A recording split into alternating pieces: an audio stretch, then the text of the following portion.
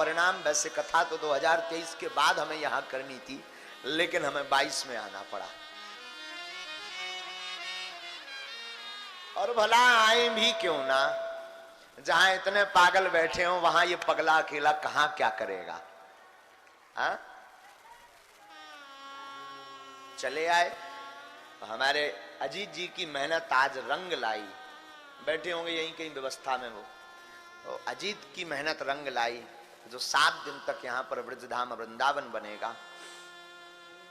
और क्या बोले, हम तो सच कहवे तो अबार माता की गोद में बैठे हैं।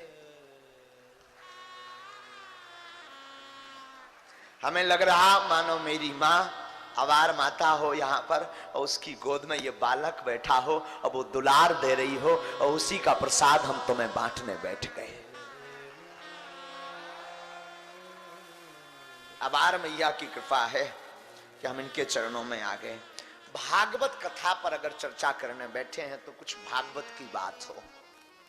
महाराज ये जो भागवत कथा सुनाने आए हैं, ये कथा है कौन, इसको सुनने से होता क्या। कितनी भागवतें नहीं हुई, अरे बहुत सुनी और सुन रहे हैं और सुनते रहेंगे, लेकिन इसका कुछ परिणाम नजर नहीं आ रहा। आखिर भागवत करती क्या है। देखो, हवा होती है, आप मानते हैं कि नहीं? हाँ जी या ना जी? हवा होती है ना, पर दिखाई पड़ती क्या? जवाब दो। नहीं दिखाई पड़ती, पर होती तो है। हवा होती है, दिखाई नहीं पड़ती। कोई अगर प्रमाण पत्र मांगे कि मैं हवा को नहीं मानता हूं, पहले हवा बताओ तब मानूंगा कि हवा की नाक कैसी है, आंखें कैसी हैं, छोटी छोटी है कि बड़ी बड़ी है, मैं तभी मानूंगा जब आप हवा को दिखाओगे। असंभव बात है, हवा को दिखा पाना मुश्किल है। हवा जब अपने वेग में आती है तो तूफान बन जाती, बड़े बड़े शहरों को उजाड़ देती। वही हवा जब शीतल मंद सुगंध बहने लगती तो थका हुआ व्यक्ति भी आराम पाकर के सो जाता है। उसी प्रकार कृपा होती है, दिखाई नहीं पड़ती। कृपा का हाथ जब ऐसा होता है तो जीवन संवर जाता है, और कृपा का हाथ जब उल्टा होता है तो जीवन बिगड़ जाता है। यही तो भागवत है, यही तो कृष्ण है। भागवत है क्या? साधु जी, मौत से मोक्ष की कथा है भागवत। मौत से मोक्ष की कथा है भागवत। किसी का जन्म सुधरे खबर नहीं मुझे कैसा जन्म हुआ होगा। आपका युवापन जवानी सुधरे खबर नहीं, पता नहीं तुम कितने बिगड़ो जवानी में। पर किसी की मृत्यु सुधर जाए तो सब सुधर जाता है। और मृत्यु हो तो शास्त्र की वाणी कहती है, श्री गंगा जी का तट हो, मेरा सांवरा निकट हो। गंगा का किनारा हो, कन्हैया मेरे सामने हो। जब प्राण तन से निकले तो गोविंद नाम लेकर के प्राण तन से निकले। इसे साधु जी, महाराज जी, पूज्य सिंगारी जी विराजमान है, महाराज को हम धन्यवाद कर। महाराज जी इसे कहते हैं मृत्यु को सुधारना। आप याद रखना मेरे माई बाप, मेरे साधु जी, याद रखना, मैं निवेदन करूं आपको, आपने जवानी में क्या किया भूल जाओ। आप अपने बचपन में क्या कर रहे हैं भूल जाओ। जिस वक्त आप अभी कथा में बैठे ना, मेरी बात हो सके इसे स्वीकार कर लेना। अब आप अपनी मरने की अच्छी तैयारी करो।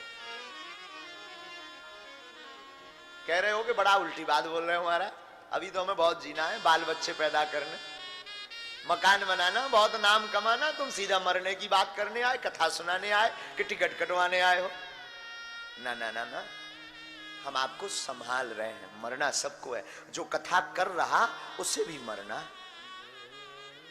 और जो सुन रहा उसे भी मरना। पर मरने मरने में अंतर है, एक मरता है तो नरक जाता है, और एक मरता है तो गोविंद के चरणों को पाता है। तो श्रीमद् भागवत मौत से मोक्ष की कथा है। श्रीमद् भागवत कथा मौत से मोहन मिलाने की कथा है। श्रीमद् भागवत कथा द्वंद्व मत से हटाकर एक मत करने की कथा है। आपको भागवत द्वंद्व से हटाती, भागवत आपको कन्हैया से जोड़ती है। मेरी दृष्टि में भागवत का महात्मा माधव से मिलाता। और सच बोलूं तो ये भागवत कोई और नहीं, ये वही भागवत है। आपके जीवन में एक भय लगा कि मैं मर ना जाऊं, ऐसा कोई नहीं जिसको ये भय ना हो। विचित्र बात यह है कि मरना सबको है और मरना कोई नहीं चाहता। बुढ़ापे के आदमी से भी पूछो जिसकी उम्र हो गई 80-90, कुछ दिनों में टिकट कटने वाली है, वो भी अर्जी लगाता, महाराज कछु दिन और टेक जाऊं, नातनी को ब्याह हो जाए, फिर भलाई में मर जाऊं, मुझे दिक्कत नहीं है। बात अच्छी है साधु जी, मरना सबको है पर मरना कोई नहीं चाहता। तो अगर हमसे कोई पूछे तो भागवत कथा भय से मुक्त होकर के भक्ति से युक्त करती है। मृत्यु के भय से बचना है तो आपको कथा सुननी पड़ेगी, भागवत का सहारा लेना पड़ेगा। और एक बार नहीं, 1000 बार, अनेक बार। क्यों? करत करत अभ्यास की जड़मति होते सुजान,